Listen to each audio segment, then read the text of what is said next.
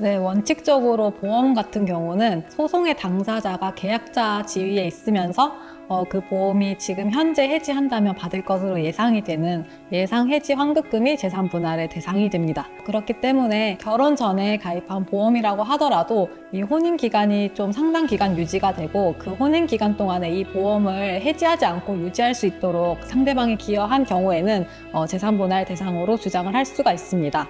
그래서 예를 들면 내가 소득 활동을 해서 직접적으로 그 보험을 유지할 수 있도록 보험료를 납입을 해줬다든지 이렇게 직접적이진 않더라도 내가 상대방이 소득 활동에 전념할 수 있도록 내조를 해서 상대방이 이 보험료까지 해지해서 생활비로 충당을 한다든지 이렇게 하지 않도록 간접적으로 기여한 게 있으면 재산분할 대상으로 주장을 할 수가 있고요. 그렇게 되면 지금 해지했을 때 받을 수 있을 것으로 예상되는 해지 환급금을 보험사로부터 회신을 받아서 재산분할 대상으로 포함시킬 수 있습니다.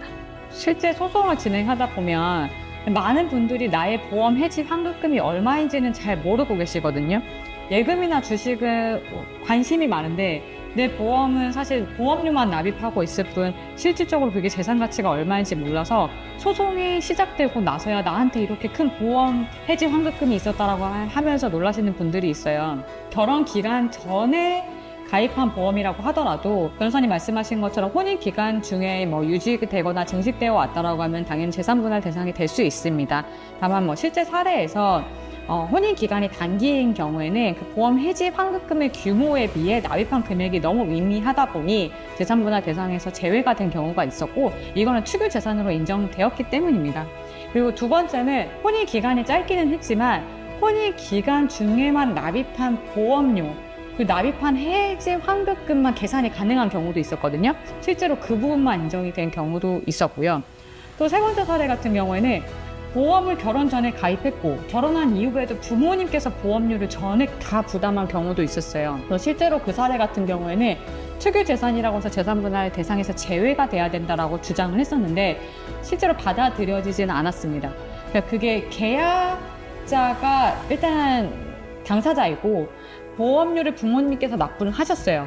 그래서 부모님의 기여가 상당한 것은 인정이 되지만 어쨌든 그 계약을 해지할 수 있는 권한이 나한테 있거든요. 만약에 내가 상황이 어려웠다면 상대방이 생활비를 부담해 주지 않아서 내가 조금 더 생활비를 더 부담했어야 했다면 이 보험을 해지하는 상황이 생겼을 수도 있을 거예요.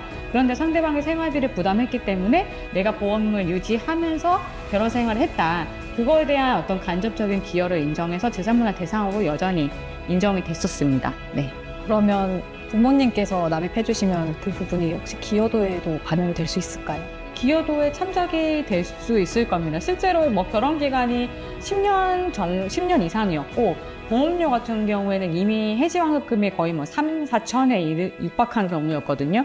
전체적인 재산 규모를 고려할 때 이 보험이 차지하는 비중이 크다. 그리고 이 보험료를 부모님께서 그동안 다 납부를 해주셨다라고 하면은 나의 기여로 충분히 인정이 될 수 있다고 생각합니다.